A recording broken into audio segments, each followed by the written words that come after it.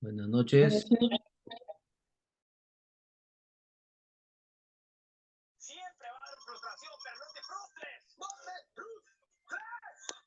Buenas noches, doctor. ¿Qué tal? ¿Cómo están todos? ¿Bien? ¿Se me ha escuchado? Sí, perfecto, ¿ah?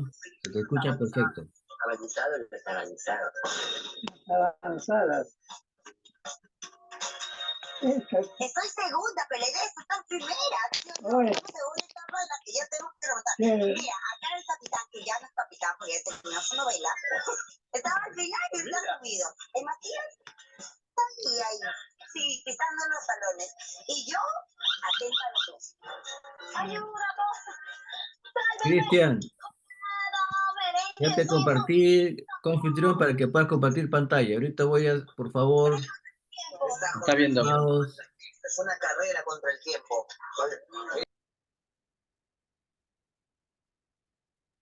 empezamos. Está viendo que empecemos. Buenas noches con todos. Muchas gracias por estar presentes. Nuestro querido amigo Cristian Cuaquira Huanca, médico residente, que ha rotado el mes pasado en la unidad de dolor de la Clínica del Dolor de Lima. Tuvimos un paciente muy sui generis, ¿no? Es un señor que de unos 50 y pico de años de edad que vino a consultar no por dolor, sino porque no olía bien. Realmente el hombre se estaba muy tranquilo, pero relataba pues que su vida no era para nada agradable, ¿no? Salir a la calle para él era un suplicio. Los perfumes de las mujeres los sentía feos, ¿no? No podía oler bien las cosas. No me imagino estar en su pellejo, de sentir este síndrome post-COVID que resulta que había sido más o menos frecuente y común. Venía preguntando él si nosotros hacíamos el bloqueo del ganglio estrellado para esta patología. Bueno, nosotros le dijimos pues que realmente no lo habíamos escuchado, pero que definitivamente hacíamos el bloqueo del ganglio estrellado para esto, ¿no? Lo pensó, me dijo, doctor, le voy a dar una semanita para que me dé más luces, claro, le dijo, así que quedamos para una siguiente cita, me puse a leer un poco el tema y sí, pues, ¿no? Aunque yo le había planteado hacer el ganglio esfenopalatino, ¿no? Con el hisopo a través de la nariz, pero en fin, esto creo que le estoy quitando el protagonismo a Cristian. Cristian, ¿puedes compartir tu pantalla? No.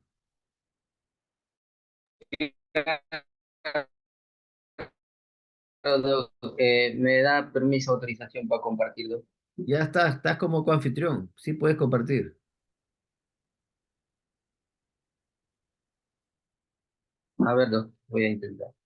Acá dice que aún no, el anfitrión inhabilitó la función. A ver, doctor, tal vez pueda revisarlo.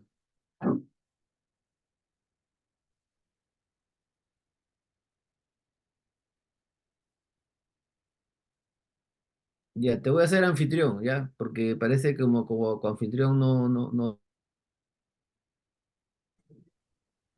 Está viendo.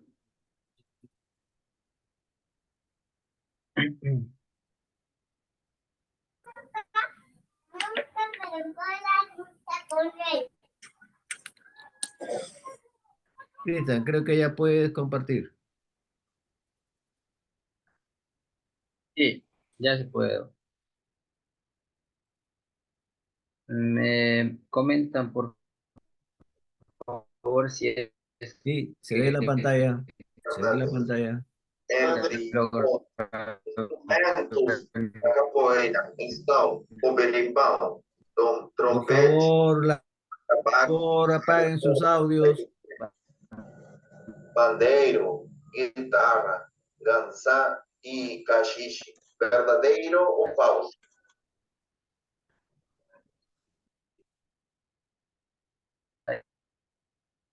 Por favor, apagar sus audios.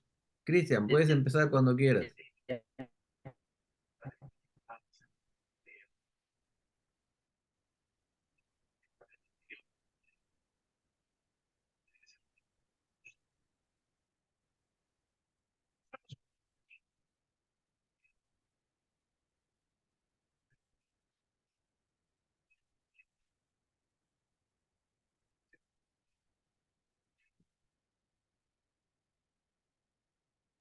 Se fue tu pantalla, Cristian.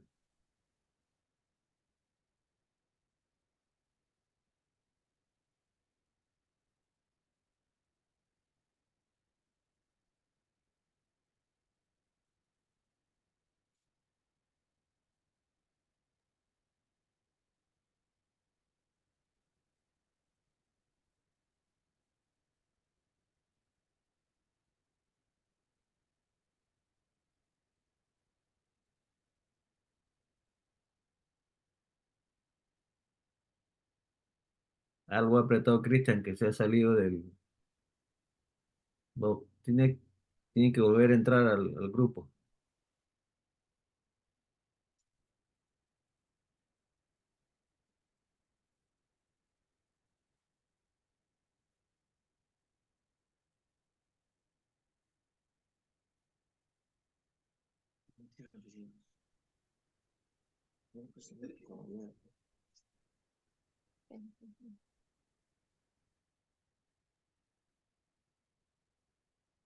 Está intentando volver a entrar, ¿no? De la disculpa del caso. Ustedes saben que esto de la tecnología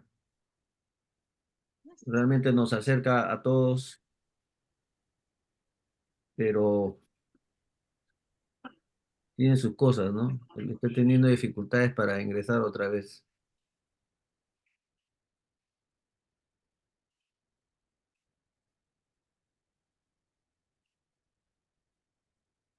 Esperemos, con calma.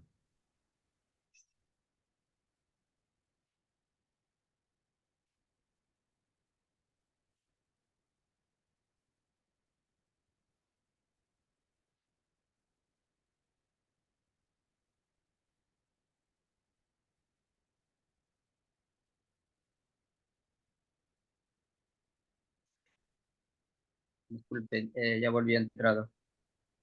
Perfecto. Ya, para compartir pantalla, por favor. A ver. No, Cristian cualquiera. A ser anfitrión. Listo. Ya está bien.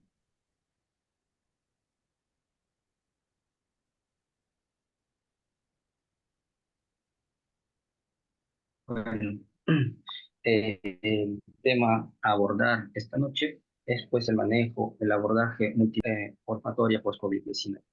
Por favor, si hay alguna interferencia en cuanto a la señal, me van avisando. Al parecer tengo un poco de problema. Sí, hay un poco, Cristian, pero es entendible hasta ahorita. Está bien. La bibliografía que se ha usado abarca más de 30 artículos y toda esta cantidad de libros, ¿no? Ya que ha sido un tema exhaustivamente revisado.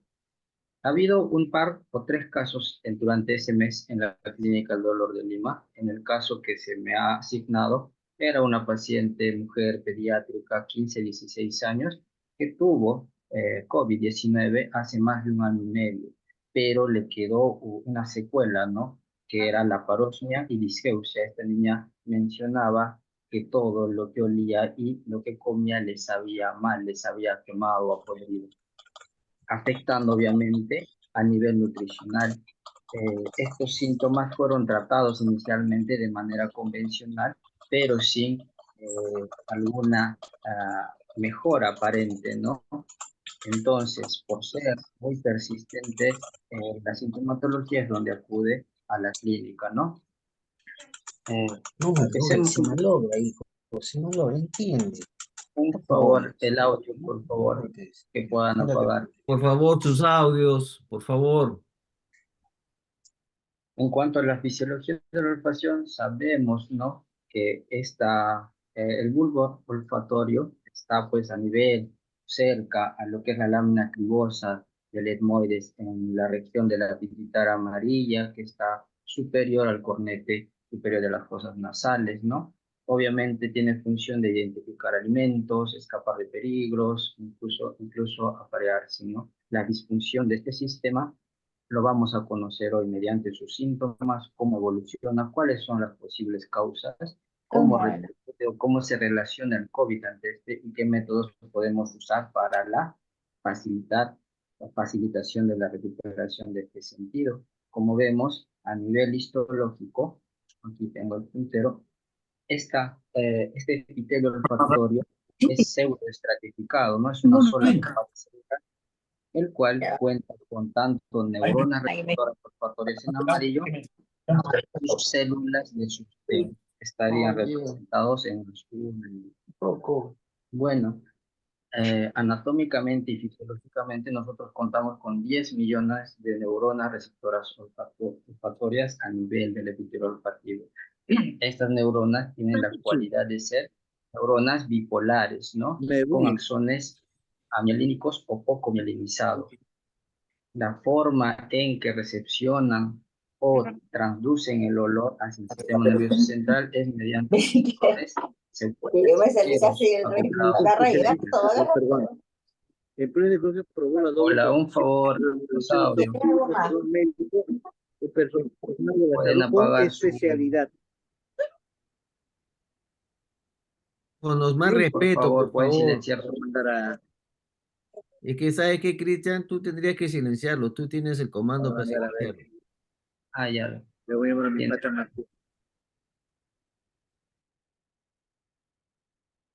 Ya, Dale, está dale. bien. Ya. Entonces, estas células captan los odorantes mediante segundos mensajeros, aumentando el AMP-C cíclico, y este va a hacer que la entrada de calcio a nivel intracelular sea como un cofactor o un inductor para que la transmisión nerviosa se dé de mejor manera, lo que lleva a una despolarización en el sentido adecuado, ¿no? Se menciona que existen más de 800.000 moléculas odoríferas que desencadenarían señales a nivel del epitelio olfatorio, ¿no?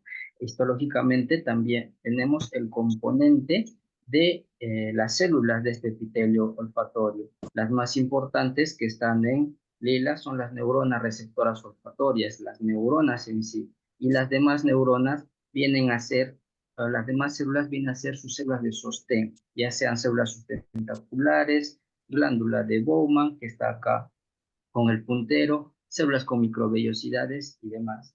De esta gama de células, hay algunas a las cuales el virus del COVID ha afectado bastante, ¿no? Entonces, el mecanismo fisiológico es que estas neuronas hacen sinapsis de aquí en el bulbo olfatorio. Del bulbo olfatorio se llevan a la corteza olfativa primaria y también se lleva al hipocampo anterior. Recordemos que el hipocampo es una zona de donde nosotros almacenamos recuerdos olfatorios, recuerdos de toda índole, ¿no? Entonces, la disfunción olfatoria post-COVID-19 ha traído síntomas únicos con el paso del tiempo, como es la disfunción del epitelio olfatorio. Y el impacto de este virus en el olfato parece no tener precedentes entre otras pandemias de la historia reciente. Recuerden también que hay coronavirus, no necesariamente que son COVID-19, sino estacionales, y que tienen de alguna forma la fisiopatología del COVID-19. E incluso se ha reportado disminución de la función olfatorio por los resfriados comunes, ¿no? A causa de estos virus, el cual vamos a ver su mecanismo fisiopatológico. Hay mucha bibliografía que describe las alteraciones del olfato y del gusto inducido o secuela del COVID-19, como se ve aquí. Pero hay una explicación fisiopatológica, ¿no? Se describe que existen compuestos químicos, No estoy en ya curso sea a nivel de las comidas. de la clínica.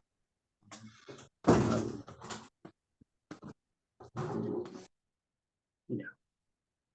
Existen estos compuestos químicos los cuales tienen más sensibilización a nivel de los receptores olfativos que desencadenan estos trastornos olfatorios, como son los tioles, las piracinas, las metoxipiramidas, las disulfidas y demás. Entre estos más importantes son los dos primeros. Este artículo lo pueden encontrar en este QR y ampliar un poco de cómo se produce esta disfunción olfatoria. A nivel de lo que es demografía, se ha visto también que este trastorno persistente de la disfunción olfatoria acarrea o afecta más a personas jóvenes del sexo femenino y los disturbios, las sensaciones de desagrado que refieren es tanto a nivel de lo dulce, lo salado, lo agrio y lo amargo, como lo vemos en la tabla, ¿no?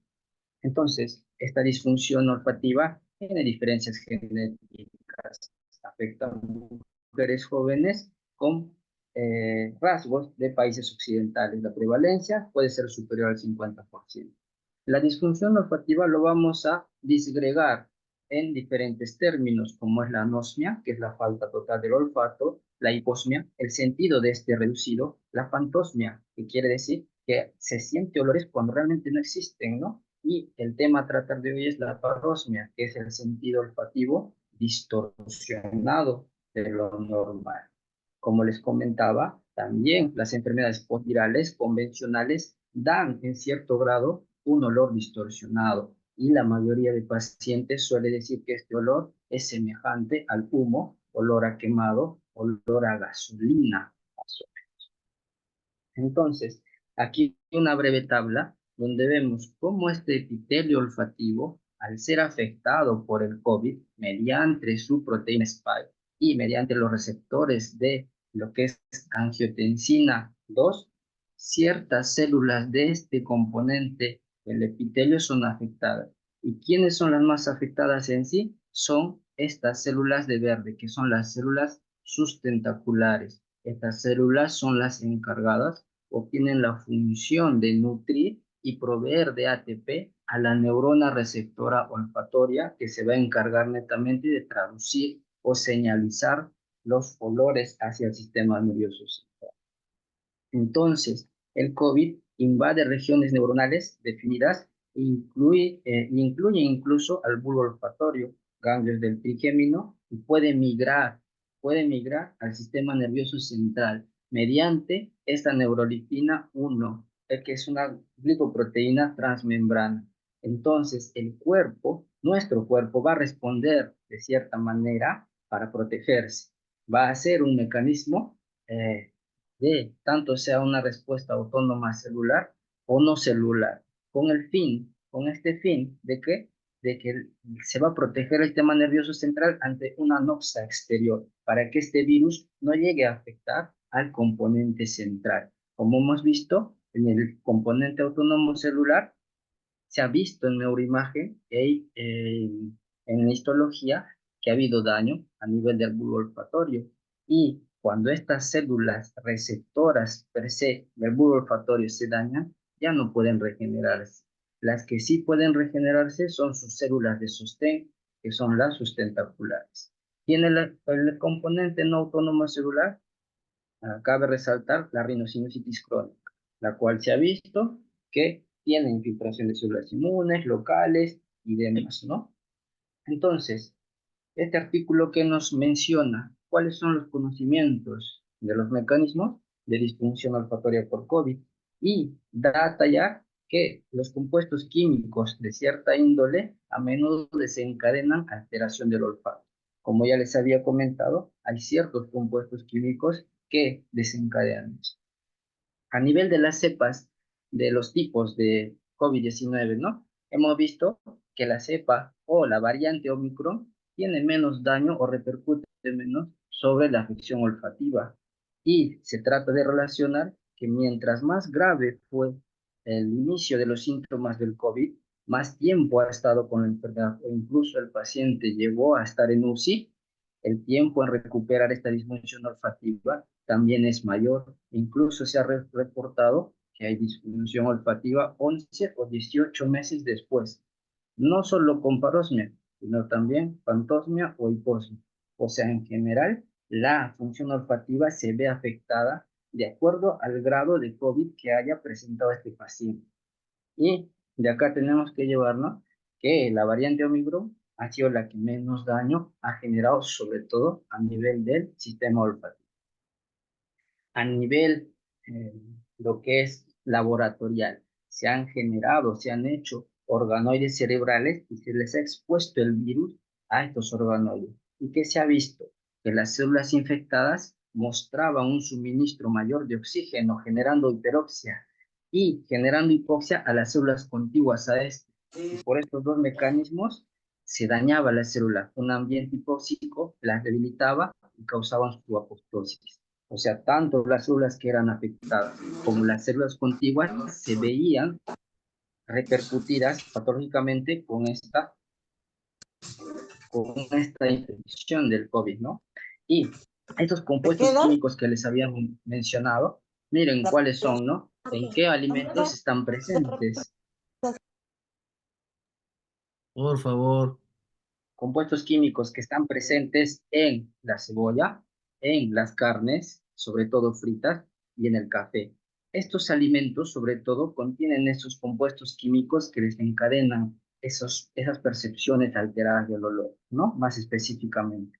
Y les voy a también comentar algo. A ver. ¿Dónde está? Se dice que la reducción o cuando se afectan en sí las células receptoras olfatorias, las neuronas en sí, estas daban una percepción incompleta del olor, ya que las entradas de las moléculas odoríferas eran reducidas. Y miren, la regeneración axonal también tiene que ver aquí. Entendamos que cuando un nervio es dañado, cuando se daña el axón, este axón tiene la cualidad de poder regenerar. Y esta regeneración es inducida hacia su mismo componente estructural de mielina. Cuando este recableado, llamémoslo así, está alterado o se distorsiona, también va a provocar lo que es una alteración de la percepción, ya que esta neurona tiene que recablearse hacia su mismo sitio de acción. Y cuando no llega a este, va a haber alteración, obviamente, de la fisiología.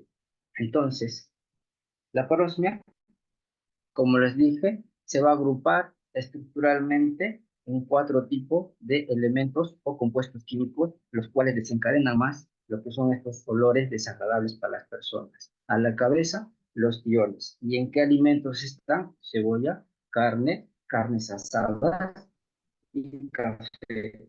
Y miren, el compuesto que más comentan los estudios es el furanmetanol, que está presente en café, carne asada y soluble en agua, que le da ese olor característico de a quemado o a zorrillo. Esta paciente en mención que comentamos en el caso, esta paciente percibía todo olor a gasolina, olor a combustible, repercutía mucho en su vida diaria, sí, ya que durante un año y más esta paciente no se estaba alimentando adecuadamente, ha tenido una baja de peso aproximadamente de 10 o 15 kilos y es una paciente pediátrica, o sea, evalúen y analicen el impacto que tiene esta patología que podría sonar simple, pero para el paciente no es así. La percepción entonces incompleta del olor de los alimentos va a ser detectada por componentes químicos obviamente incompletos. ¿Y por qué? ¿Porque faltan componentes en la atmósfera? No, porque los receptores odorantes están alterados por lo que es la patología en sí. Tus amigos y no te tienes que tener contacto con ellos. Hola, Alina, ¿puedes silenciar tu micro, por favor?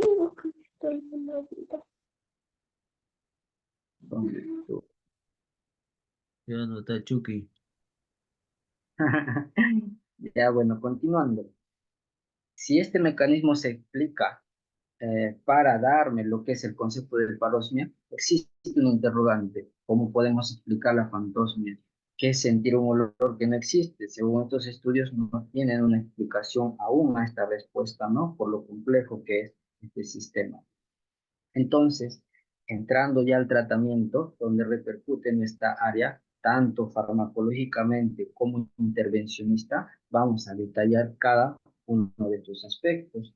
Se ha visto con base científica que el plasma rico en plaquetas, la cual ha sido estudiada en Estados Unidos, es un potencial prometedor, ya que haría que prolifere nuevo sustento sobre el cual prolifere nuestro epitelio olfatorio que puede estar dañado por el COVID. De hecho, lo va a estar y les voy a explicar también. Las células madre pueden reemplazar también a estas neuronas receptoras olfatorias que ya han sido dañadas por el COVID o que están senescentes. Entonces, tenemos por ese lado el tratamiento de ambos aspectos, tanto plasma rico en plaquetas como células madre. Está demostrado.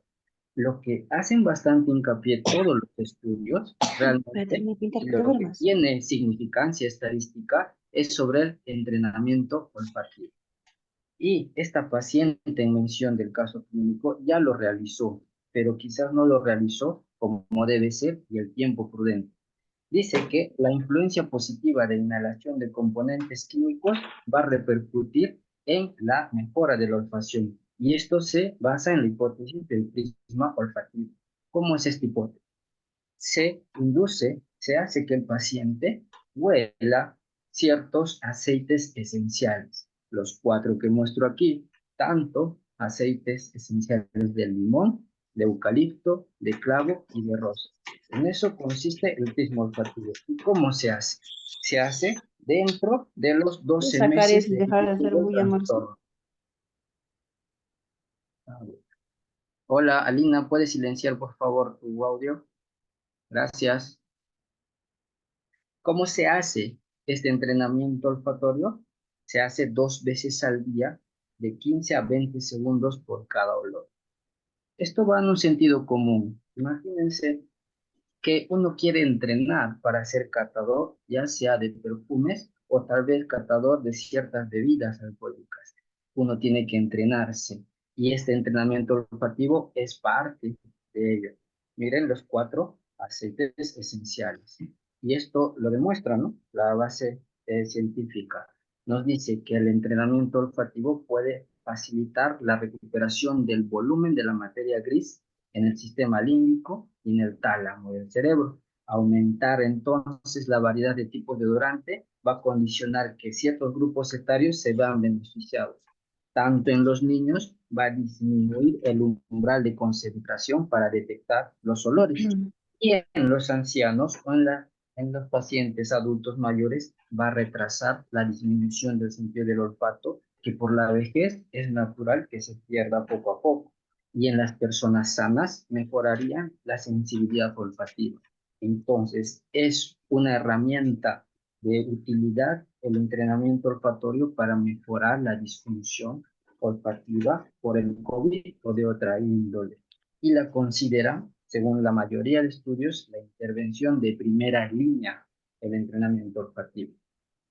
Tenemos también lo que son métodos farmacológicos y se ha visto una gama amplia de estos medicamentos, de los cuales solo los corticoides son probablemente los más eficaces para reducir el daño, pero agudamente. Y estos corticoides se dan intranasales, mayor penetración en la hendidura olfatoria con esta posición, la posición de kaiteki, que es un término japonés y en la traducción es una posición cómoda. ¿Cómo se debe posicionar al paciente para darle un fármaco, en este caso corticoide, vía intranasal óptimamente, ¿no? Y tener una mayor penetración en la hendidura olfatoria.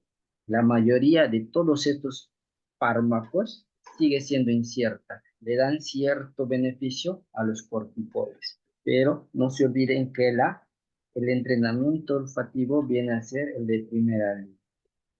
Tenemos entonces aquí lo que es el ganglio de Gaster. Este ganglio de Gaster, en su rama B2, se anastomosa, de alguna manera se relaciona con el ganglio esfenopalatino y dice que experimentar una variedad de textura de alimentos al masticar tiene un efecto indirecto de facilitar la recuperación de la disfunción olfatoria. Entendámoslo así, el ganglio esfenopalatino tiene componentes tanto del sistema nervioso autónomo, simpático y parasimpático, y al lado de estos también tiene fibras sensitivas y motoras. Cuando tú estimulas estas fibras sensitivas o motoras, de alguna manera también el sistema nervioso autónomo se ve inmiscuido en sensibilizarse. Y lo comentan los artículos, como dice esto, ¿no? Entonces, las texturas duras pueden estimular los nervios trigéminos e indirectamente estimular el sistema nervioso autónomo en el ganglio esfenopalatino. Disminuyen la ingesta nutricional los pacientes que tienen este síntoma del trastorno de la olfacción y también está muy relacionado el trastorno del gusto. Vemos entonces que nuevamente, en cuanto a lo que es prevalencia, el sexo femenino, el estado de no fumador, nos dice este artículo, que tiene más también predilección para que el paciente tenga pérdida del olfato y gusto a causa del COVID, ¿no? Entonces, hay alimentos que desencadenan, miren la gama de alimentos que desencadenan el trastorno olfativo, pero aquí nos hace referencia este cuadro a qué alimentos me producen más náuseas y vómitos. Y dentro de ellos, los que tienen estos compuestos químicos en mayor porcentaje en su composición, como es el café, la carne y las cebollas, tienen también índice de producir náuseas y vómitos. O sea, obviamente no es cómodo para un paciente pediátrico que de un día para otro, en poco o 2 semanas, tenga estos trastornos de los olores y de la sensación del gusto. Repercute en demasía para su nutrición, ¿no? Y también vemos acá cómo es en cuanto a la sensación del gusto. Casi ningún alimento por encima de la línea roja que sería agradable. Casi todo es desagradable. Entonces hay que abordar este tema de muchas formas, pero al abordarla hay que hacer con evidencia científica. Lo que les comentaba, la reacción de Maillard. ¿Qué es la reacción de Maillard? En sí, es la reacción que se produce al freír, al pasar un alimento a la fritura, y la fritura necesariamente tiene que hacer en aceite. Esto de las freidoras de aire en alimentos que no tienen aceite no producen esta reacción. La reacción que se ocasiona del aceite con un alimento se le conoce como reacción de Maillard. Y esta reacción de Maillard es lo que suelta más este componente tiólico, y este compuesto químico es el principal desencadenante del trastorno de la olfacción. El paciente percibe este olor como combustible. Entonces, de lo que dicen los estudios y lo que menciona la paciente, hay mucha concordancia. Esta paciente no tolera comidas calientes, fritas, y aquí lo vemos por qué, ¿no? Entonces, ya vemos que ha habido cambios en las conductas alimentarias a largo plazo. No solo el componente nutricional físico se ve afectado, sino también la salud mental. Hay una distorsión significativa y un cambio hedónico de los alimentos clave. Casi todos los alimentos, como la manzana, los chocolates, el café, tienen este componente percibido en prevalencia, que es quemado, combustible o a humo. Y no solo los alimentos son los percibidos de esta manera, sino también lo que son otros entornos de la casa, como son jabón, geles de ducha, productos de limpieza, incluso la pasta de dientes. O sea, todo absolutamente se ve afectado. Y vemos los perfumes, el shampoo y demás, como tienen prevalencia de olor desagradable para él. Ya vimos el componente del plasma rico en plaquetas, de las células madre. Ya vimos el entrenamiento olfativo y algo más, ya que estamos en un contexto de analgesia multimodal, llamaremos a este caso abordaje multimodal para optimizar la mejora de esta paciente. Y existe este estudio, que es un ensayo clínico controlado randomizado, y lamentablemente no existen metaanálisis sobre este tema. Se ha tratado de investigar. Lo más cerca a algo científico y fidedigno es este estudio, que es del 2023. ¿Qué trata? Trata sobre la ¿Por qué sacan eso? acción de dos grupos o Porque 4 grupos de pacientes. tengo que me... Hola, Lina, ¿puedes apagar por favor tu audio? Listo. 202 pacientes con disfunción olfatoria persistente, con una duración de esta de más de 6 meses. Cataloga o la encaja a nuestro paciente que tuvimos en la clínica en este grupo, ¿no? Y se le ha hecho identificación de olores mediante el test de Sniffing Stick. ¿Qué es esto? Es un test por el cual todos los pacientes pasaron para determinar qué grado de disfunción olfatoria tenían, leve, moderada, grave, y se los voy a comentar.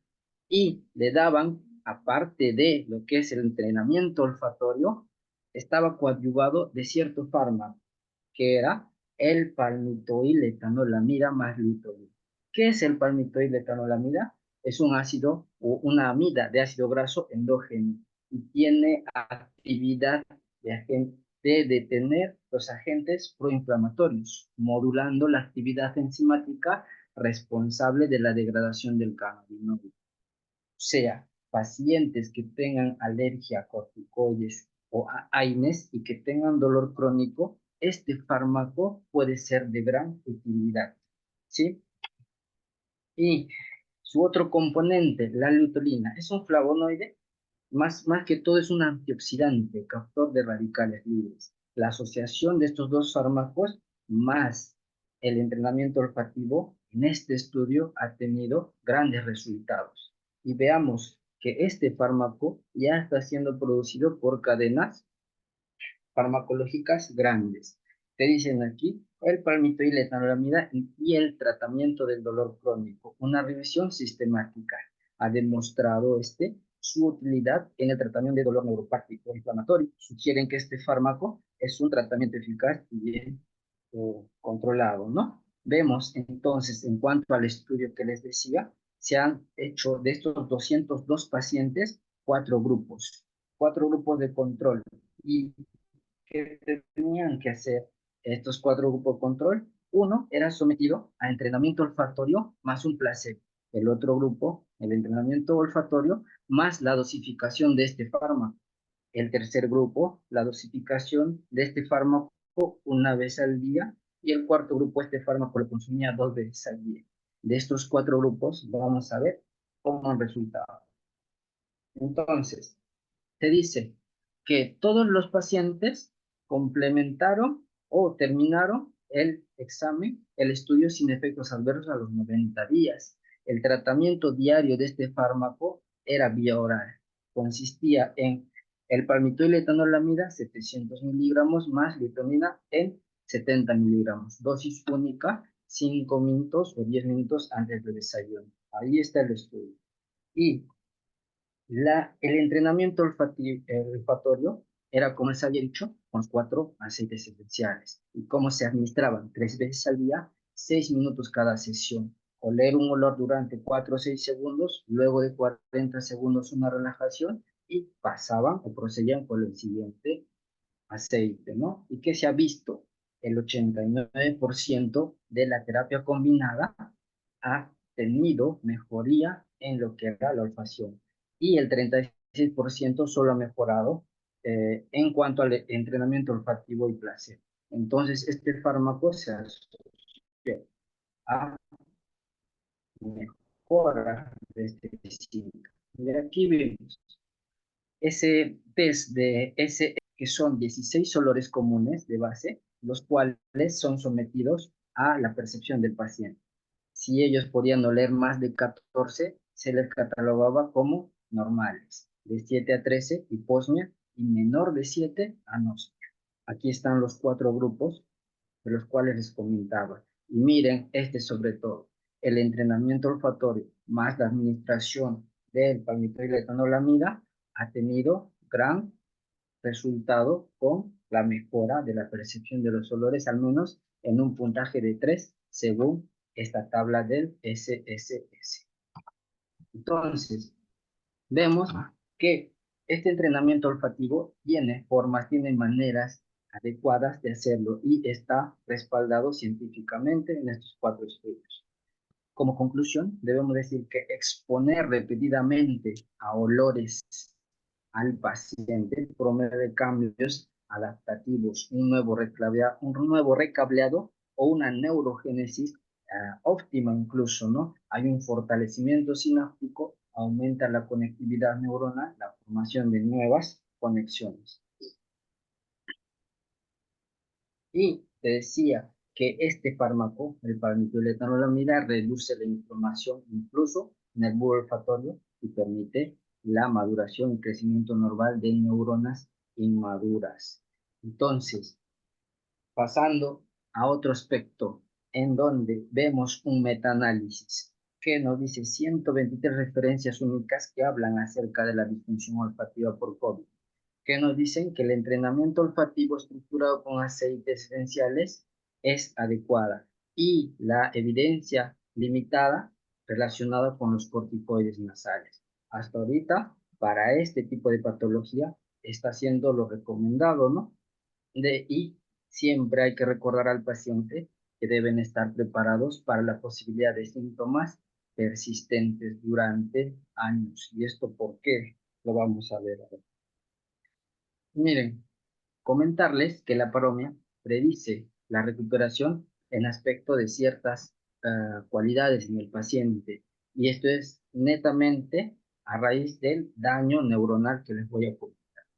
Este QR nos va a llevar a un video sobre una paciente norteamericana que hace mención sobre cómo ha cambiado su vida a raíz del trastorno olfativo y todo le sale a gasolina. Si pueden ver luego y comenten. Dice que 4 meses o más después de la que es la infección agua, el padecimiento del COVID-2, hay dificultad para detectar ciertos olores. Entonces, llevando adecuadamente esta terapia, este entrenamiento olfativo, puedes recuperar progresivamente los olores, tanto de fresa, frutas, cítricos y jabón.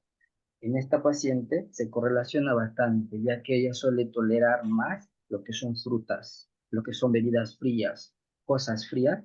Ella dice que puede mejorar, puede tomar y no le afecta mucho la olfacción. Aquí simplemente este estudio nos hace hincapié en que estos síntomas pueden persistir más de 6 meses. Entonces, se lleva a la trima que hay síntomas o secuelas del COVID que persisten más de 6, 10, incluso 18 meses. A esa persistencia de síntomas posterior al COVID, hoy en día se le ha denominado long COVID o COVID prolongado, ¿no? Que son síntomas persistentes, fatiga, dolor de cabeza, dificultad para respirar, pérdida del olfato y de gusto, y tanto afecciones psiquiátricas como cognitivas están catalogadas Estoy como sacando muy otro long color COVID. para secarse. Listo. Existen 5 hipótesis por las cuales el epitelio olfatorio ¿Me está se pegando o afecta. no? Y acá es donde entra a tallar el rendimiento del estudio anteriormente mencionado. La hipótesis más plausible de estas 5 es la muerte de las células de soporte. Y al morir las células de soporte con la cronicidad, las neuronas receptoras olfatorias también se verían afectadas y habría pérdida de estas neuronas. ¿Qué nos dicen los estudios? Como teníamos 10 millones de neuronas olfatorias receptoras, nosotros debemos perder más del 90% de estas para recién tener una ¿Qué? percepción alterada de la olfacción. ¿Lo pega? Entonces, podríamos inferir que esta paciente ha perdido más del 90% de las células olfatorias que desencadenan o resultan en un trastorno de la olfacción. Si hay una muerte neuronal, habría que retapizar lo que es ese epitelio. ¿Cómo lo haríamos? Amarillo con terapia. naranja se forma este color. Medio naranja. Alina, por favor, tu audio. Alina, yo no sé por qué no apagas tu audio, tu micrófono, doctora. O sea, ¿quiere que nos pasemos todo el rato hablando de usted? Bueno, continúa entonces. Tenemos 2 vías por las cuales podemos interpretar la pérdida de la función olfatoria. Uno, la muerte neuronal en sí, como tal de estas células, y otro, la hipersensibilidad del sistema nervioso autónomo, en específico el sistema nervioso autónomo simpático. Y es aquí, en este aspecto, donde entra ya algo importante, el bloqueo del ganglio estrellado, la fisiología de cómo este mejora en algunos pacientes la función olfatoria. Veamos. Aquí tenemos lo que es el epitelio olfatorio esquemáticamente en cuanto a histología. Vemos que la neurona receptora olfatoria es bipolar y al ser amielínica y delgada y pequeña necesita lo que es nutrirse y la célula encargada de nutrirla es la célula sustentacular. Esta es la encargada de darle ATP y energía, no solo para nutrirla, sino para que a nivel de los receptores, como les había dicho, los receptores olfativos están mediados por canales metabolotrópicos, utilizan AMPC cíclico y por ende utilizan más energía. Entonces, esta neurona o esta célula sustentacular, que no es neurona, debe trabajar el doble, tanto para nutrirle a la célula como también para una adecuada función de los receptores a nivel de los cilios. Esto se vio en el COVID, que las células sustentaculares afectaban o eran afectadas por el virus del COVID. Al morir, estas células obviamente dejaban desprovistas a las neuronas, pero se ha visto que estas células sustentaculares a los 8 días volvían a proliferar. Es por eso que coincidía que al inicio de la infección del COVID uno perdía la olfacción o tenía la olfacción reducida, pero que a la semana o las 2 semanas lo recuperaba. Era porque esta célula nuevamente había proliferado para que la neurona tenga una óptima función. Y esa sería la explicación fisiopatológica en sí. Entonces, el COVID no afecta a la neurona, sino su célula de soporte. Entonces, ¿qué nos dicen los estudios? Que a nivel incluso bioquímico, los vasos sanguíneos, mediante transportadores GLUT1, pasaban lo que es glucosa de la sangre a la célula sustentacular. Y mediante lo que es GLUT3, recién esta célula sustentacular le daba el aporte a la neurona receptora olfatoria. O sea, en sí, la actividad de estas GLUT1 y GLUT3 eran afectadas a nivel bioquímico e histológico en el COVID, ¿no? Entonces, al no tener ATP, este botón dendrítico, escaso en mitocondrias, para suministrar la energía para la transducción de los olores, era afectada. Recordemos que para que un cilio, una neurona receptora, mediante o mediada por lo que es segundos mensajeros, necesita bastante ATP. ¿Y quiénes son proveedores de ATP a nivel celular? Las mitocondrias. Y están en mayor cantidad en los cilios de esto. Entonces, al verse afectada esta función, los cilios se vuelven disfuncionales, la capacidad olfativa se ve distorsionada. Y según este estudio, como perciben, el COVID ataca esta célula, pero en los humanos, como vemos, a los 8 días se recupera, se vuelven a proliferar y recupera su función normal. Pero ¿qué pasa? Hay una teoría que si el COVID es muy fuerte o sus síntomas son muy fuertes y hacen que estos síntomas sean muy persistentes, lleguen a afectar de alguna manera a la célula o a la neurona receptora, incluso matándola o induciéndola a la apoptosis. Esto quiere decir que si una paciente ha tenido una cepa o se ha infectado de una cepa muy dañina y ha dañado sus neuronas receptoras, la capacidad de recuperar su olfacción va a ser casi nula. Es por eso que la parosmia, que todavía hay percepción del olor, estaba inclinada o estaba relacionada a mejorar o a que mejore este paciente. En cambio, la anosmia persistente a larga data estaba relacionada, se relacionaba con la no recuperación de la olfacción mediante este mecanismo. Como ven, esta tabla nos dice que esta neurona sustentacular de sostén en diferentes, tanto ratas, ratones, hámster y humanos, en diferentes especímenes se ve que se recupera tras la primera infección de COVID.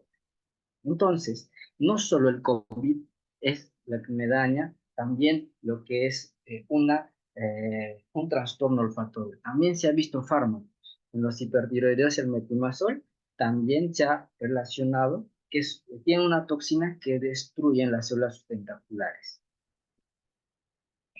Y para resumir y entrar a lo que es nuestro campo, que es el bloqueo del ganglio estrellado, tengan en cuenta esto, que existen trastornos del olfato. Pueden dividirlo ustedes como cuantitativos y cualitativos. La hiposmia, la anosmia y la parosmia tienen su definición como tal.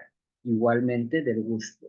Recordemos que la lengua es inervada por muchos nervios, muchos pares craneales. A este nivel tenemos la cuerda del tímpano, el triquemino, glosofaringeo y hasta el nervio vago en el nivel posterior, ¿no? Pero las células que son afectadas, en sí el COVID afecta a toda célula que exprese receptor de la enzima convertidora de angiotensina 2. Y se ha visto que las células de sostén del epitelio olfatorio expresan esta enzima. ¿Quiénes más? Papilas gustativas a este nivel también expresan esos receptores. Por ende, el COVID los va a atacar, ¿no? Acá tenemos un cuadro tipo flujograma, cómo clasificamos a los distintos trastornos de la olfación. Y sobre lo que es disautonomía, entendamos lo que neuronal, ¿de qué? De lo que son neurotransmisores, tanto sensibilizadores como de los que transducen dolor o los que transducen lo que es la estabilidad del sistema nervioso simpático y parasimpático.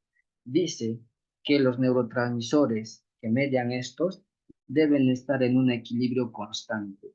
Cuando uno de estos equilibrios se altera, más frecuentemente es el sistema nervioso simpático, este sistema nervioso simpático que está mediado por lo que es noradrenalina, va a ser hipersensible o va a sensibilizar lo que son las neuronas del dolor y van a desencadenar en lo que es dolor crónico posteriormente, ¿no? Esa es la explicación que le da. En cuanto al tratamiento, en realidad ha sido reportes de caso. A la fecha no existen lo que son metaanálisis o estudios grandes, más que el que les mostré del palmitoid y letanolamida. Esto reportaron en cuanto a COVID agudo.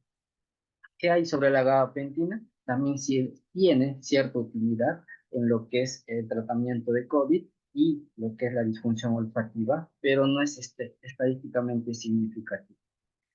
Miren, en cuanto a lo que es un abordaje más y al final que les voy a tocar, que realmente se ve interesante, es el abordaje, lo que llamamos al bloqueo del ganglio estrellado, un abordaje más de lo multimodal que tenemos ya en intervencionismo. A nivel de PubMed se ha hecho la búsqueda y en los 3 últimos años solo hay 3 artículos que hablan sobre el bloqueo del ganglio estrellado exclusivamente dirigido a lo que es la disfunción olfatoria. Y de los 3, este es el que más me llamó la atención, ahí los dejo. Es una revista que nos habla, ¿no? De la regulación o de la hiperinflamación reflectora en enfermedades virales, en este caso el COVID. El sistema nervioso autónomo y el sistema nervioso inmunológico antes se creían que trabajaban ambos por distinta parte, pero hoy en día se sabe que están en estrecha colaboración, denominándole incluso, así como el sistema neuroendocrino, ahora se denomina sistema neuroinmunológico, y que estaba relacionada con la hiperactividad simpática desencadenada por el sistema inmunológico, que se traducía en el COVID a la tormenta de citoquinas. O sea, se relaciona al aumento de la actividad de lo que es el sistema nervioso simpático relacionado a la inmunomodulación, a la migración de estas células inmunológicas hacia el sitio afectado. Y miren, ¿por qué es importante esta hiperactividad? Ya que crónicamente se desencadenaría o habría bucles de retroalimentación positiva patológica. Cuando yo tengo una noxa, hay una retroalimentación positiva para que el lugar donde tienes la lesión no sea tocado, no sea injuriado nuevamente. Está ahí presente el sistema nervioso simpático dando sus neurotransmisores. Pero ¿qué pasa cuando no hay dicha noxa y este sistema nervioso simpático sigue activado? A eso le llaman bucle de retroalimentación positiva patológica y está mediada por un neurotransmisor que es la noradrenalina, norepinefrina. Y aquí vemos cómo se comunica el componente central con el periférico, asociando el sistema nervioso con el sistema nervioso o con el sistema inmunológico. Vemos sus eferencias a nivel hipotalámica, simpáticas, parasimpáticas y efectos vagales, y cómo esto se interpreta hacia la corteza hipotálamo y demás. Entonces, ¿tiene relación? Sí tiene relación el sistema nervioso autónomo con el sistema nervioso inmunológico. ¿Quién es o cuál es el componente que media lo simpático a nivel cercano en el cuello? Es pues el ganglio estrellado. Miren, un bloqueo de ganglio estrellado se dice que al tú inhibir la respuesta Ganglio estriado está simpática, acá que comunica entonces el a las complejo fosas neuroinmune tiene nasales, la oportunidad todo ahí, de todo lo que el reorganizarse. COVID nos ha malogrado, ¿no? Sí, ha malogrado el corazón, el cerebro, los riñones. Acá el chico de acá no lo ves que anda con su... ¿Ya? Entonces vemos que si nosotros atenuamos esa respuesta de norepinefrina, le damos un lapso de tiempo al cuerpo, al componente inmunológico de reorganizarse nuevamente para conseguir esa homeostasis que les hablaba entre ambos sistemas. Es esa la efectividad o a eso va dirigido el tratamiento del ganglio estrellado mediante el bloqueo. Y miren, este es un esquema muy bonito que se está en ese artículo, cómo yo al hacer mi bloqueo de ganglio estrellado voy a afectar muchos aspectos en el sentido simpático al paciente. Todo lo que está marcado en celeste es lo que media el sistema nervioso simpático en cuanto a su componente de ganglio estrellado. Tanto células inmunes, va a haber reducción de citoquinas, menos inflamación, y a nivel también de lo que es asta dorsal, lámina 1, va a tener su acción, y obviamente en la corteza. Entonces, ¿tiene beneficios? Sí, y acá lo resumo. Un bloqueo de ganglio estrellado va a repercutir en el sistema nervioso autónomo, en el componente simpático. Va a haber una respuesta inmune diferente, va a reducir la inflamación, la disfunción endotelial se va a disminuir y la coagulopatía también va a mejorar. Entonces, esos 4 aspectos vienen a marcar en el bloqueo de ganglio estrellado. ¿Y qué nos dice este estudio aquí? Que en qué condiciones yo indico el bloqueo de ganglio estrellado en el contexto de COVID. Aquí, condiciones. 1, anosmia, long COVID, que es la persistencia de los síntomas del COVID, el estrés postraumático y el síndrome de fatiga crónica, que es un diagnóstico exclutorio más que todo. Tú debes determinar muchas causas posibles de una enfermedad. Si no le encuentras de etiología, podrías decir que puede ser un síndrome crónico de fatiga, similar a lo que es la fibromialgia, que son diagnósticos exclutorios, ¿no? Y lo que son taquicardias también. Entonces, se ha visto que ante el tratamiento refractario convencional del COVID se puede hacer este abordaje, inhibir el sistema nervioso simpático, disminuyo la respuesta de estrés crónico mediado por noradrenalina y aumento, ¿qué cosa? Algo que encontré que es muy interesante, que disminuyes lo que es la producción de factor de crecimiento neuronal a nivel simpático. Y este aumento de factor de crecimiento neuronal se ha relacionado con aumentos en la actividad simpática y los niveles sistémicos de noradrenalina. O sea, aparte que había disregulación entre estos dos sistemas, también había proliferación de neuronas que tenían actividad simpática. Y estas las podemos eh, inducir a que no crezcan con el bloqueo de ganglio estrellado. Aquí esta tabla nos dice, ¿no? Fisiopatología de la hiperactividad simpática en el estado del estrés en comparación del bloqueo de ganglio estrellado. Veamos, antes del bloqueo, el factor de crecimiento neuronal era aumentado. ¿Había proliferación de neuronas que eran simpáticas o mediaban los simpáticos? Sí. Y había incluso lo que es trastornos o la sensibilización periférica B. Al hacer un bloqueo del ganglio estrellado, disminuíamos estos componentes. ¿Por qué? Porque obviamente era más la función predominante del sistema parasimpático. Al inhibir el simpático, mejorábamos el flujo sanguíneo durante el bloqueo simpático. La actividad simpática hiperactiva en el bloqueo puede proporcionar alivio de los síntomas en pacientes con COVID prolongado. Es la conclusión de ese artículo. Entonces, también mencionó que el bloqueo del ganglio esfenopalatino se puede realizar. ¿Con qué objetivo? Sabemos que el bloqueo del ganglio esfenopalatino nos ayuda o es una medida para lo que es la prevención de cefalea postpunción dural, pero en este aspecto de la disfunción olfatoria, ¿cómo nos ayuda?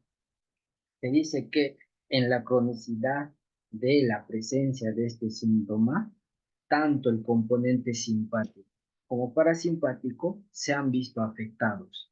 Y si yo bloqueo ambos sistemas, de cierta manera, voy a dar una chance o un tiempo al cuerpo para que pueda reorganizar nuevamente sus neurotransmisores, tanto inhibitorios como excitatorios. Así nos lo menciona o así lo da a entender la referencia, ¿no?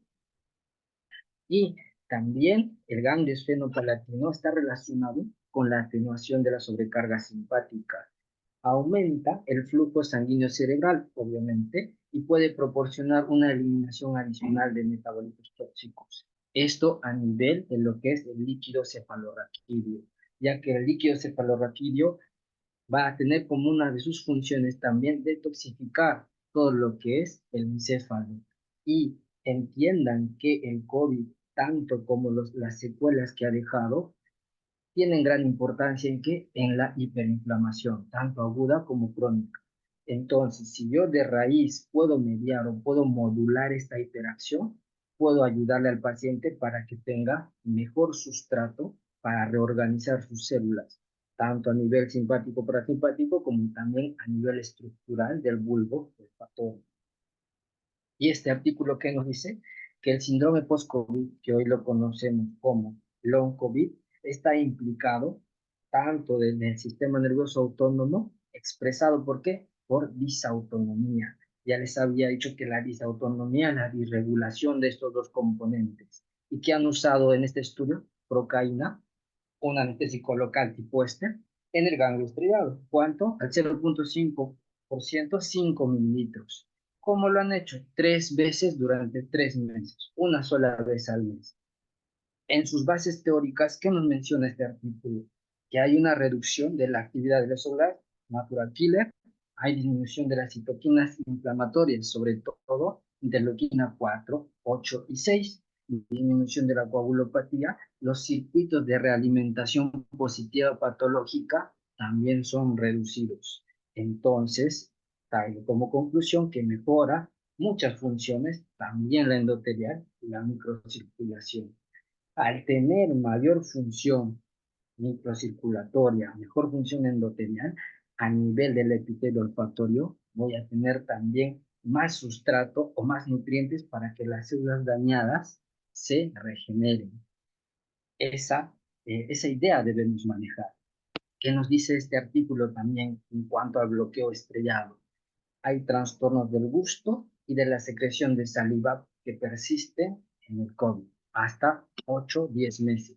Y incluso este artículo es de un tema odontológico y te dice que células gustativas fungiformes de la lengua expresan receptores que están relacionadas con el COVID-19. Este receptor de la angiotensina 2, obviamente, al entrar en contacto con el virus o el SARS-CoV-2, va a hacer que ésta se destruya, ¿no? Hay una apoptosis y si hay reducción de estas células gustativas va a haber disminución también del sentido del gusto, en este caso una disgeusia.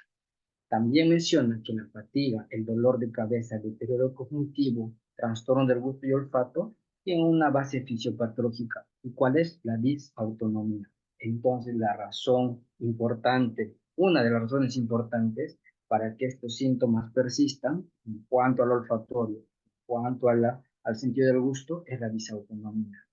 Y esta disautonomía, nuevamente le repito, es la hiperactividad, sobre todo del sistema nervioso simpático, también del parasimpático. Es por eso que en el anterior estudio hacían tanto bloqueo ganglio estrellado como del ganglio esfenopalatino. Y te menciona una serie de casos. Lamentablemente, este estudio es muy limitado, cuenta sobre 4 casos, y es una de las cuales que tomé, una mujer de 44 años, pérdida del gusto y olfato, 8 meses post-COVID. Y al hacerle este tipo de bloqueos, este abordaje guiado por ecografía de ganglio estrellado esfenopalatino, informó la drástica mejoría en la disgeusia y en la anosmia ipsilateral. Y acá está cómo se realiza el bloqueo del ganglio estrellado. Vemos que, obviamente, tenemos una cadena simpática paravertebral, desde las vértebras cervicales hasta las vértebras torácicas. ¿Cuál es la llamada o el denominado ganglio estrellado? Justamente la unión de lo que es el ganglio cervical inferior con el torácico primero. A esta unión, a esta anastomosis le llaman como ganglio estrellado. ¿A qué nivel está? Por lo general está a nivel de lo que es debajo de la vértebra C7. Y nosotros mediante ecografía la podemos visualizar. Obviamente debemos conocer los reparos anatómicos que nos orienten a qué nivel estaría el ganglio estrellado. En C6 y C7. Entre C6 y C7 se hace la aplicación del anestésico local. Recuerden la varianza anatómica, ¿no? C6 tiene el agujero de la apófisis transversa indemne, por donde pasa la arteria vertebral, no siendo así la C7, y mediante el cual en ecografía podríamos ver cómo discurre o cómo es la pulsatividad de la arteria vertebral a nivel de C7 y la diferencia en C6. Ese sería nuestro punto de corte para decir que ese nivel es el punto a bloquear, ¿no? Y miren, obviamente como estoy bloqueando el componente simpático, va a predominar el componente parasimpático, llevándolo al paciente a un síndrome de Horner, el cual es caracterizado por tosis palpebral, miosis, enoftalmo, inyección conjuntival. Entendemos desde aquí entonces que las neuronas simpáticas que están a este nivel son neuronas eferentes, ya que se están bloqueando componentes superiores que me están desencadenando esta sintomatología. En el nivel esquemático, este dibujo no corresponde porque miren, es C7 y C7 no tiene su agujero, debería ser este C6 quizá, es un error del libro, pero nos da a entender esquemáticamente cómo es el abordaje con guía ecográfica, ¿no? Tenemos el escaleno anterior, el esternocleidomastoideo, y encima del largo del cuello, del músculo largo del cuello, y paralelo o lateral a lo que es la arteria carótida, se encuentra este componente simpático a poder bloquear. ¿En quienes está indicado actualmente lo que es el bloqueo de ganglio estrellado? Tanto en síndromes dolorosos como también en insuficiencias vasculares. En el herpes zóster está indicado en anginas, en síndrome de dolor regional complejo tipo 1 o tipo 2, angina refractaria, dolor de miembro fantasma. Como tiene componente simpático, es adecuado bloquear este ganglio, ya sea como diagnóstico o como tratamiento si va a recibir radiofrecuencia.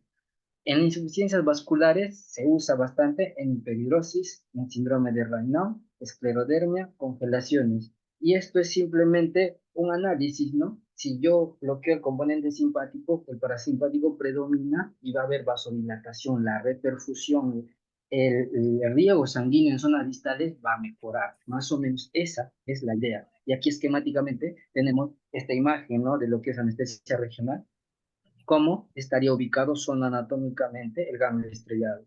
Tenemos el músculo largo del cuello y el escaleno anterior. Ver en la zona anatomía ecográfica el componente vascular, el nervio vago, la carótida interna, la yugular externa y nuestra aguja iría orientada en este sentido, encima de lo que es la fascia prevertebral. La fascia prevertebral es esa fascia que cubre todo el complejo muscular, tanto anterior y posterior del cuello. Existen o existían, ya no se usa mucho, lo que es el abordaje por reparos anatómicos. Al maestro Espinosa sí, en algún momento nos comentó sobre este abordaje, en el cual se retrae el esternocleidomastoideo conjuntamente con su componente vascular, y a nivel de C6 y C7 se haría la inyección del anestésico local, orientándonos al ganglio estrellado. Miren cómo se realiza.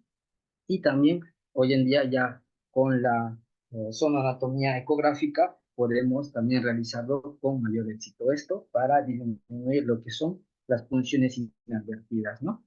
Obviamente hay complicaciones cuando uno puede realizar este procedimiento, ¿no? Como inyección cerca al nervio frénico, parálisis de cuerda vocal, o incluso se puede llegar a lacerar lo que es la pleura, ¿no? Generar un hemotórax al paciente.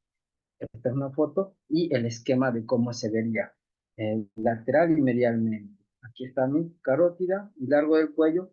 El escaleno anterior, por aquí discurriría mi aguja hacia paralelo o detrás de la arteria carótida, encima de la fascia prevertebral. ¿Cómo entonces, para terminar esta ponencia, se ve afectado o cómo nos ayuda el bloqueo del ganglio esfenopalatino? Como les había comentado, el ganglio esfenopalatino tiene componente simpático, parasimpático, y también tiene ramos de nervio maxilar, fibras sensitivas y motoras. ¿Se acuerdan entonces que había un manejo, una terapia de estimular al paciente alimentándolo con texturas más sólidas, y estimularía de manera indirecta lo que es el componente simpático y parasimpático? Es mediante esta vía, ¿no? Aquí está el ganglio parasimpático. Recordemos también algo importante, que tal vez no lo tenemos en cuenta. Como les comenté, el ganglio estrellado manda ramos eferentes. ¿Hacia dónde manda ramos eferentes? Hacia el bulbo carotidio, generando el plexo carotidio. Entonces, si el plexo carotidio es mediado por el sistema nervioso simpático, yo al bloquearlo puedo tener una complicación, una bradicardia en el paciente que puede llevarlo al paro. Y estas ramas del plexo carotidio se ha visto anatómicamente que tiene aferencias al ganglio esfenopalatino. El ganglio esfenopalatino recibe aferencias del ganglio estrellado, también en su componente simpático. Y también, obviamente, el sistema parasimpático está más predominantemente en esta área. En conclusión, ¿qué podemos decir? Que tanto el bloqueo de estos ganglios nos van a ayudar no en sí para mejorar la función olfativa directamente, no. Vamos a generar lo que es un chance, un tiempo para que nuestro mismo cuerpo regule esa disautonomía que tenía, y regulando la disautonomía mejore progresivamente la función olfatoria. Y encima, si este paciente carece de neuronas o receptoras de olor, tenemos que hacerle obviamente como que retapizado. Puedo usar entrenamiento olfativo, trabajar con las neuronas que hayan quedado, y si quiero proliferar, usaré pues plasma rico en plaquetas, células madre. Entonces, como ven, esta patología es multisectorial, y abordar cada uno de estos ámbitos debe ser quizás prudencia del médico tratante. Obviamente podemos hacer bloqueos diagnósticos. Si nosotros hacemos un bloqueo de ganglio estrellado y esfenopalatino y tenemos mejora de los síntomas, del síntoma olfatorio, ¿qué puedo deducir? Puedo deducir que simplemente este paciente no tiene lo que es trastorno de la estructura neuronal, sino es un trastorno disautonómico. Entonces trabajaría sobre ello, y este paciente se vería realmente beneficiado. Entonces me serviría, sí, me serviría. ¿Cómo es el bloqueo del ganglio esfenopalatino? Como vemos, puede ser por vía ecográfica, que he encontrado esta referencia, en el cual tú tienes que ver lo que es el arco cigomático, debajo de este poner el transductor y entrar o abordar la aguja por encima. Hay que ver lo que es la espina, si no me equivoco es el esfenoides y este es el maxilar. La orientación de la aguja debe ser al arco, a la rama posterior del arco cigomático y más o menos nos llevaría a la fosa pterigopalatina. ¿Cuánto de anestésico local? 5 minutos.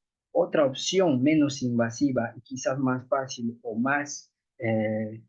menos costosa, mejor dicho, sería el abordaje transnasal, como un diagnóstico, un bloqueo diagnóstico, ¿no? Y se hace con un hisopo embadurnado con lidocaína al 10% para dar a la cercanía del ganglio palatino. Recordemos que este ganglio palatino está a la altura más o menos del cornete inferior, no, del cornete medio. Y nosotros poniendo dos hisopos a ambos lados de la fosa nasal, podemos bloquear este nervio. Miren, ¿no? Acá se pone el hisopo y se da a la mucosa que está cerca a lo que es el ganglio esfenopalatino. Entonces, como conclusión, vemos en sí que el abordaje de esta patología es multifacético, multifactorial, y sí contamos hoy en día con herramientas que nos pueden ayudar para optimizar la terapia de esta paciente. Obviamente, podemos usar toda la artillería desde lo que es nuestra terapia olfativa bien aplicada y nuestros bloqueos de ganglio, tanto esfenopalatino como estrellado, para hacer un bloqueo diagnóstico o mejorar su disautonomía de esta paciente. Lo que les he traído hoy, obviamente, es el esfuerzo de la lectura de muchos estudios, pero quiero aportar como un grano de arena para que este paciente y los demás tengan esa chance o esa ilusión siquiera de que sí existe manejo para sus dolencias, para sus quejas. Eso vendría a ser mi aporte, doctor Espinosa. Cristian, muchas gracias, realmente muy bonita tu exposición. Eh, yo hablé de un paciente varón y siento que es un crimen no haberle hecho el seguimiento, ¿no? Ah, sí. Parece que viste una paciente mujer pediátrica, pero yo el que yo vi era un varón, ¿no? O sea que era Así es, encima del caso raro, ¿no? Porque más, has dicho tú que más frecuentes en mujeres. así es, doctor. Y él se le hizo un bloqueo en el estrellado y hubo todas las enrojecimiento de cara, eh, secreción nasal, congestión nasal, ojo rojo, oftalmos, pero no volvió, ¿no? Y tampoco sabemos si es que no volvió porque no mejoró o porque sí mejoró, ¿no? Y por otro lado, yo intuitivamente, planteaba que también se pudiera hacer el bloqueo del ganglio palatino, ¿no? Eso es una de las cosas que incluso yo dije, primero, señor, le pongo el hisopo en el palatino y vemos qué pasa. Eh, Incluso esto lo comenté en un foro de supuestos expertos y ninguno me habló nada del esfenopalatino, ¿no? Pese a que yo le mencionaba, ¿no? O sea, bueno, no Mira, eran tan expertos, pues, ¿no? Tú lo estás demostrando. Ahora, has puesto un slide del bloqueo de la fosa palatina, ¿no? Que, por guía coráfica, sí, doctor. exacto. Ahora, ese es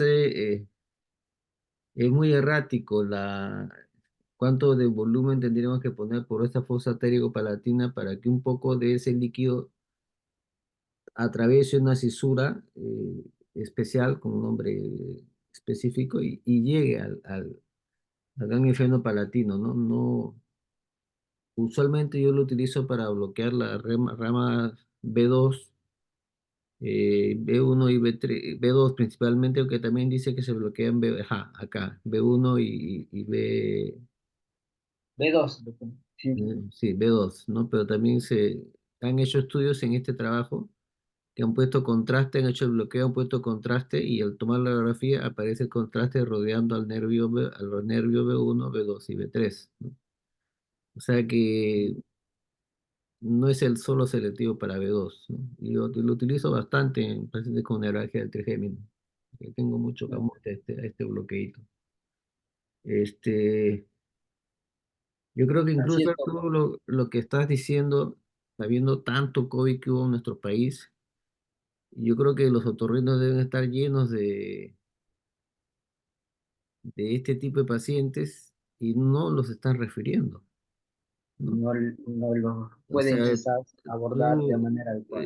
esta charla deberías presentarla en un Congreso Nacional de Otorrinolaringología, ¿no? Creo que podríamos intentarlo, ¿no? De cierta manera, doc, Ajá. doctor Vela, agradecimiento, ¿no? Hacia él, a usted, por la orientación de estos temitas. Me sugirió que se haga el caso clínico para presentarlo a la revista de anestesia española. Ujú. Estoy consiguiendo cada vez más estudios que son de impacto para poder hacer una Ya, fuerte base científica, ¿no? Y eh, más que todo sería el desenlace, que esta paciente, no sé si en los próximos días va a ir a la clínica a hacerse este bloqueo y así ya hacer un reporte de caso clínico en el cual sea o no sea el manejo adecuado o la respuesta adecuada ante el bloqueo, se puede usar las otras vías alternativas de tratamiento. En sí, yo consideraría que estos bloqueos habría que usarlos como bloqueo diagnóstico. Y si realmente es una disautonomía, pues va a ser en beneficio del paciente hacerlo una vez por mes durante 3 meses y complementarlo con su entrenamiento olfativo. Creo que sería una buena alternativa para ayudar a esta paciente y a los demás, ¿no? perfecto, perfecto, Cristian. Ojalá que voy a conversar con Cecita Vela si quiere que le a reportar también el caso clínico mío, ¿no? Porque sí le llegamos a hacer el ganglio estrellado. Lo que no sabemos es Ah, cómo le fue, pero podemos buscarlo o podemos tratar de buscarlo con la personal de admisión y de repente tener una respuesta positiva o negativa y estimularlo a que, bueno, se puede hacer otras cosas o simplemente a dosarlo al caso que ya tú tienes con César. Eh, no sé si alguien del auditorio quiere hacer alguna intervención, alguna pregunta o algún aporte, por favor.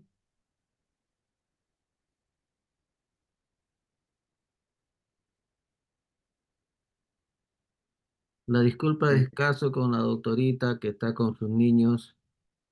Probablemente, doctora Lina, perdónenos si nos hemos sido un poco agresivos, incluso creo. Eh, es la madre trabajadora, pero está escuchando su charla, pero está con el niño ahí aprieta los botones y no hay forma, ¿no? Así que, al contrario, debemos felicitarla a Lina y ojalá así es, te sigas presentando, ¿no? Y nos presentes una foto de los sobrinos, pues, para ya ir conociéndolos. Bueno, no hay sí. nadie más que quiera hablar o dar alguna opinión. ¿Están ustedes informados de esta? Doctor Espinosa, bueno, ¿Sí? ¿aló? ¿Sí? ¿Cómo el doctor habló acerca de la aplicación de plasma rico en plaqueta como tratamiento? ¿La aplicación de este tratamiento es infiltrado, es inhalado? ¿De qué forma es el tratamiento con plasma rico en plaqueta? En este caso, aparte de los bloqueos que él nos está sugiriendo. A ver, comentarles. Existe muchas formas de dar un tratamiento o un manejo a estos pacientes. En sí, nosotros deberíamos seleccionar al paciente en cuanto a su nivel de disfunción que tiene, ya sea a nivel estructural en el epitelio olfatorio o ya sea en el componente disautonómico. Si es en el componente disautonómico, nuestros bloqueos diagnósticos nos van a decir si este está presente o no. En caso, ejemplo, de que hacemos los bloqueos y no hay mejoría de los síntomas, nos orientaríamos que las células en sí están dañadas y no tiene que ver nada lo autonómico. Al nosotros presumir que hay daño del epitelio olfatorio, podemos usar lo que es nuestro plasma rico en plaquetas y células madre. Como lo comenta este artículo, simplemente local, hacer una instilación a nivel de lo que es el epitelio o la pituitaria amarilla de lo que es plasma rico en plaquetas. No menciona cada cuánto tiempo ni cuánto de plasma hay, pero se presume de que al instilar nosotros estamos tratando de que proliferen nuevamente tanto las células de sostén como también las neuronas receptoras olfatorias, aunque como neuronas no se van a determinar. Simplemente el plasma rico en plaquetas estaría dirigido a la optimización funcional de las células de sostén del epitelio olfatorio, más que todo, ¿no? Muchas gracias por su pregunta, doctora Castillo. Era muy pertinente. ¿Alguna otra intervención, por favor?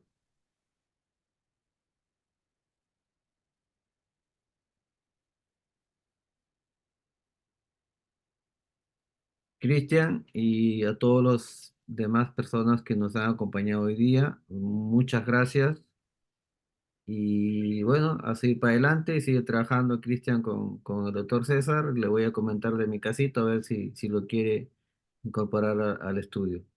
No, Muchas más bien, a gracias usted, y será hasta gracias, la... doctor. El reporte quizá de caso clínico no sea solo de esa paciente, sino juntar a los que hemos tenido en la clínica, que son 3 o 4, y dar, pues, ¿no?, el resultado en quienes les fue beneficioso y en quienes no, para hacer un diagnóstico diferencial. Claro. Yo estoy muy agradecido, doc, por haber rotado el anterior mes. Se ha aprendido bastante usted y el área en sí de dolor me ha incentivado a seguir este camino que realmente me interesa, estoy muy afín a ello y gracias por ser parte, doctor, del inicio de mis sueños, de lo que quiero lograr, ¿no? Ya, hijo. No, no, no, hombre. Es, Bueno, es mi chamba, ¿no? De eso se trata un poco a veces, desde... Solo yo soy un trampolín para que ustedes sean, trepen más arriba. Y muchas gracias con todos y será hasta la próxima. Cuídense. gracias, doctor, hasta luego, cuídense.